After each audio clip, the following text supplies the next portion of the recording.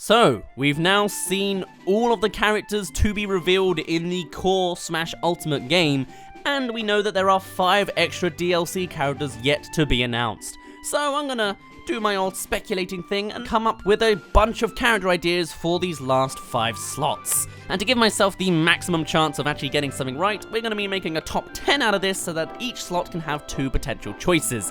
I'm going to go through a little bit of logic of why I think some characters can fit while others are just hopeful. Let's see where this goes. Here are my top 10 DLC Smash character predictions. If you've got other ideas for characters, do be sure to let me know, but otherwise, let's get started with this list of mine.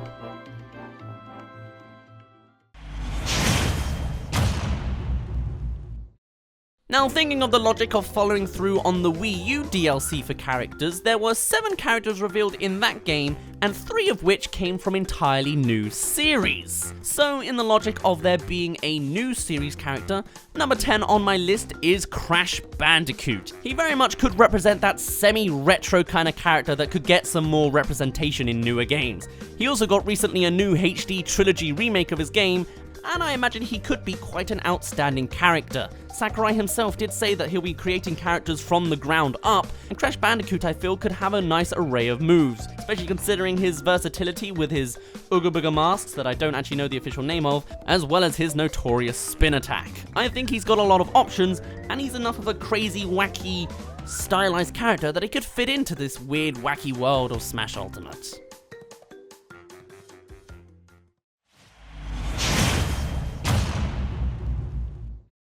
I'm gonna go ahead and say Lara Croft. There's a good amount of female representation in the latest Smash Bros. Game, but I imagine a DLC character should also be fulfilling that role again, as we did see it in Corrin and Bayonetta before. And Lara Croft, I feel, is a nice, versatile new character. We've got plenty of characters that do their exploring and their adventuring, but Lara Croft is very much a traveling, climbing type character. She's got a lot of parkour moves, and of course her double pistol guns is, although a little similar to Bayonetta, could as well diversify her from the rest of the cast.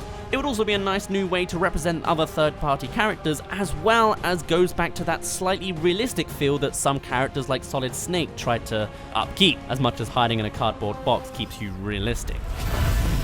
But you get what I mean. I think Lara Croft's got a good go at it. She's a bit of an oddball, but I mean, we've had Piranha Plant, so anything's possible now.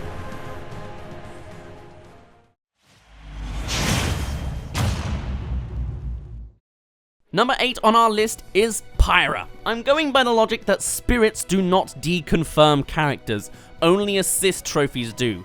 Pyro has appeared as a spirit already, and I also came up with this idea by looking through the entire latest roster and seeing what needs a little bit of expansion. Because the Mario series has got plenty of expansion on its own, the Donkey Kong series has expanded, Metroid has gotten 2 new characters, but one character that could get a bit more expansion, especially considering they are a Nintendo IP, is Xenoblade. And I don't think Rex is going to be confirmed considering the Mii fighter suit, but Pyro could do a good job of expanding the Xenoblade lore, as well as getting another female character in there. Not to mention the fact that she's using fire kind of categorizes her with a bunch of other fire-type characters, but could also bring another new spin to the sword fighter character trope. A fire sword is new. Ah shoot, we got Roy as well. Regardless, Sakurai really loves his sword fighters, so maybe this kind of lines up with everything. At the very least, I predict to see some kind of Xenoblade representation. Maybe a Nopon. Now that would be weird, but I guess it's possible.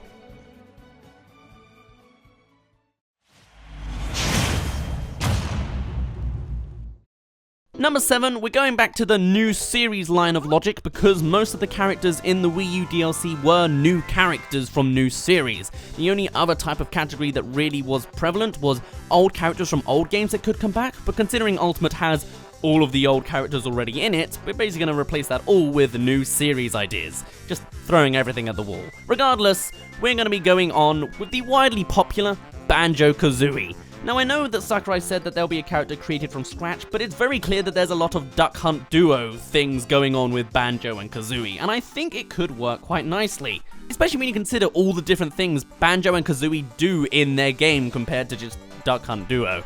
I think there's a lot of room for options here, and it would certainly be an outstanding character to add to the 70+ character roster of Smash Ultimate.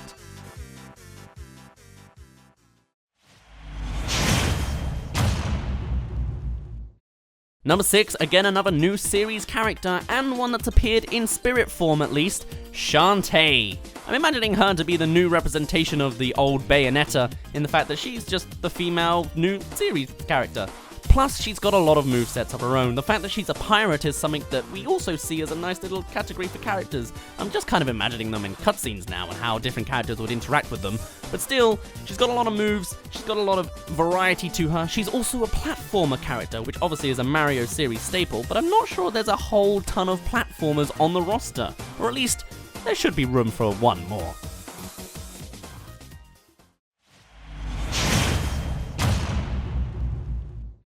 Now this next slot I've actually put as a blank slot that's not quite going to count on our top 10 list, but one new character that came out of the Wii U DLC was Corrin.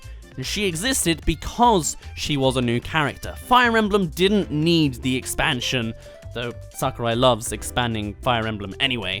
Corrin came from the latest Fire Emblem game. So I predict, by the end of all the Smash DLC reveals, there will be a new game and a new character to go with it. So I think we will legitimately get a new, fresh character. It might be expanding another series that we've already seen, but that's a prediction. I don't know who they're going to be, so I'm going to leave this blank slot as not really a slot, but I'm chugging it in there now.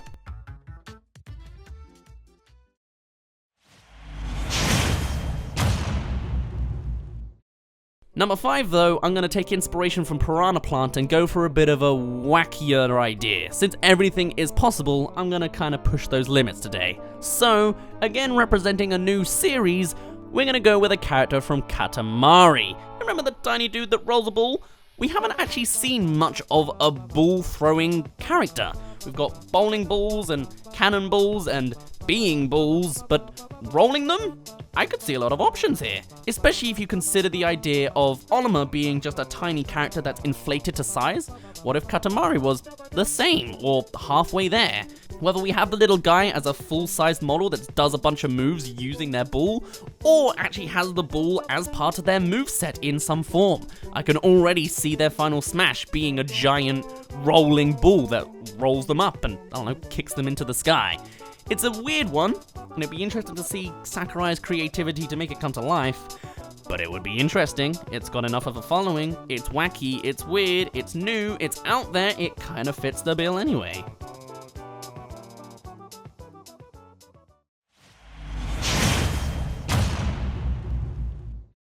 Number 4 is another new series classic, a little bit retro, and is very outstanding from the rest of the roster design. It's Spyro. Why not? A small little dragon type has a lot of variety. We've already got a dragon in the form of Charizard, but Spyro doesn't really look like any of the other characters. I like the idea of a character looking so wildly different. Less humanoid characters where we can, and Spyro fits that bill perfectly. Again, another fire-wielding character, but they've got a lot of moves that they can do. I'm also imagining a little bit of a Knuckles vibe with all the gliding they can do. Still, it's room for a lot of options, so Spyro is there next.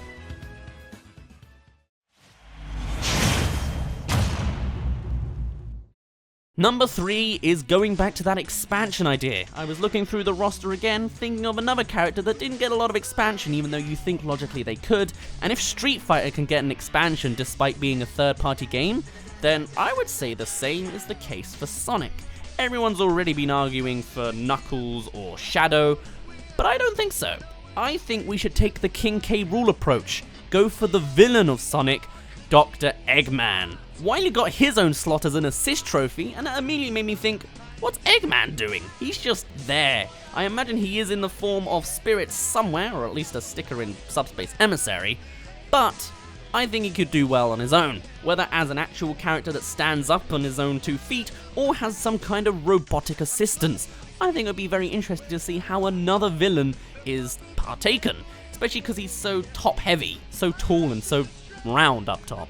I don't know, it would be interesting and a bit of a surprise. Shadow might be a bit too expected, and Sakurai already did say that there's no Echo Fighters. Eggman would fit the bill in standing out, but also expanding an old character.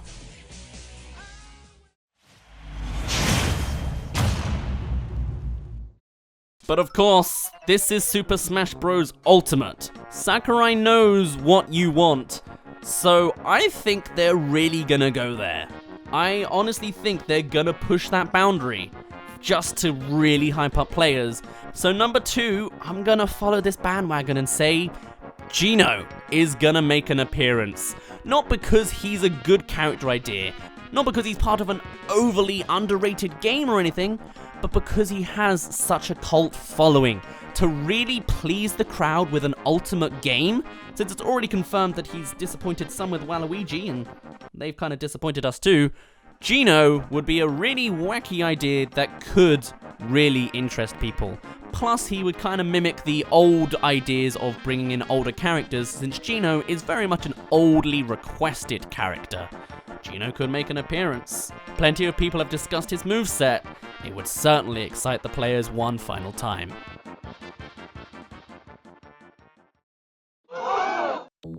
But just before we get to that number 1 spot, I want to talk about a few honorable mentions. I'll go through it quite quickly. A logical character point I was thinking of is, what if we get another retro character? Characters like Pac-Man and Game & Watch haven't really had much expansive representation in Smash Ultimate, so who else could fit the bill? For a start, Earthworm Jim. He's a bit of a weird character and definitely looks different from everyone else, but I think he's got a lot of options. He's got a bit of a Whipley effect like Simon and Richter, but I think he can do a lot with it, especially with his helicoptering moves or his monkey barring. I don't know, I feel like there's a lot of room for creativity and re-highlighting a lovely old classic. Alternatively, for other retro characters, we've got Dig Dug, the super retro character that I would be surprised to actually see take place, considering he literally explodes people. Another idea would be the Battletoads. I imagine they would be absolutely horrifying in 3D, but they did get a new remake recently, and as much as they are a horrifyingly muscly toad, it would stand out. It would be keeping with the weird themings of toadstools and toads. I think it would be interesting to see, although definitely a weird one. But that's enough for expanding retro characters. Other characters that could be expanded but weren't is Wario. This could be in the form of Ashley. Is she an assist trophy? As another alternative, another character that is a Nintendo IP that hasn't been expanded is Olimar. You've got Alf in the form of a reskin, but otherwise, maybe we'll get Louis. I made my own video on how Louis could be in Smash and how his movesets could work in a variety of different ways, but otherwise, I ain't got a lot of hopes for the guy. Poor Pikmin, never gets any representation. But if Street Fighter can get 2 new characters, why not a 3rd? And make them female as well for more representation, and you've got Chun-Li, another massive character that would certainly get people talking about Smash Bros again. We could get as a bit of a weird one, but it could maybe work, even though it's a bit crazy. Master Chief from the Halo series. It would definitely get another demographic towards us. We've already got Solid Snake and other gun shooters. I'm doubtful, but again, if Piranha Plant gets in, I'm sure Master Chief could somehow. And our final honorable mention as another new series character, it is Rayman. The only major problem being he's mostly invisible. He would be very broken as a character, and animation-wise, that might be a little bit interesting. Regardless, let's move on to our number 1 slot. There's one more character above Geno that would excite players even more. He continues to be out there. He continues to be another oldly requested character. Oh boy, imagine if Goku appeared in Smash. It's the ridiculous one that people keep requesting, but he does keep appearing in his own fighting games. He is part of a new series, and he would definitely bring in a whole new demographic of players, to a degree. As much as I imagine Ryu and Ken did the same thing with a bunch of Street Fighter fans, imagine having that full-on Dragon Ball anime fans all brought together. It would be an amazing marketing masterpiece if Goku was the final DLC character in Smash Ultimate. Everyone's minds would actually be obliterated, more so than Galen's light attack on everyone in the Nintendo universe. I think it could be outstanding. I don't usually have my high hopes for Goku and Geno, but if this is supposed to be Smash Ultimate, this would be the perfect final stop. But hey, we can only dream. These characters won't be revealed for a good long time, but oh well, I'm excited for it anyway.